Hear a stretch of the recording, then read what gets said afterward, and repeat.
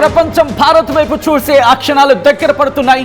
మరి ముఖ్యంగా అమెరికా ఒకటికి 24 కళ్ళేసుకొని 24 గంటల పాటు భారత్ మీద దృష్టి సారించేందుకు సిద్ధమవుతోంది. చైనా కూడా ఇటు భారత్ మీద దృష్టి సారించింది. యావత్ ప్రపంచం ఈరోజు భారత్ వైపు చూడబోతోంది. భారత్ రష్యా భేటీ మీద ఇప్పుడు ప్రపంచవ్యాప్తంగా చర్చ జరుగుతుందంటే అర్థం చేసుకోవచ్చు. మరి కాసేపట్లో భారత్కు రాబోతున్నారు రష్యా అధ్యక్షుడు పుతిన్. సాయంత్రం 6:30-7 ఆ ప్రాంతంలో భారత్లోకి అడుగు పెట్టబోతున్నారు రష్యా అధ్యక్షుడు.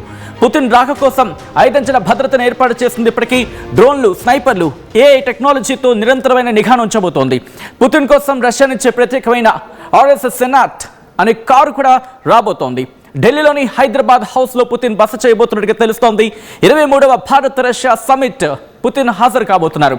పుతిన్ భద్రత కోసం SWA-80 స్వాట్ అలాగే యాంటీ టెర్రర్ యూనిట్స్ని మోహరించింది భారత్. రేపు ఉదయం 11 గంటలకు రాష్ట్రపతి ద్రౌపది ముర్ముతో ఆయన భేటీ కాబోతున్నారు. అలాగే 11:30 రాజ్ఘాట్లోని మహాత్మా గాంధీ విగ్రహానికి నివాళులర్పించబోతున్నారు రష్యా అధ్యక్షుడు. 11:50 మోదీతో పుతిన్ ద్వైపాక్షిక భేటీ జరగబోతుంది. అంటే రెండు దేశాల మధ్య 23వ డెలిగేషన్కి సంబంధించి మాట్లాడుకునే క్రమం భేటీ జరగబోతోంది. ఇరు దేశాల మధ్య పలు కీలక ఒప్పందాలు జరిగే అవకాశం ఉంది. డిఫెన్స్ అలాగే ఎనర్జీ, ట్రేడ్ రంగాల్లో ఒప్పందాలు జరిగే అవకాశం ఉంది.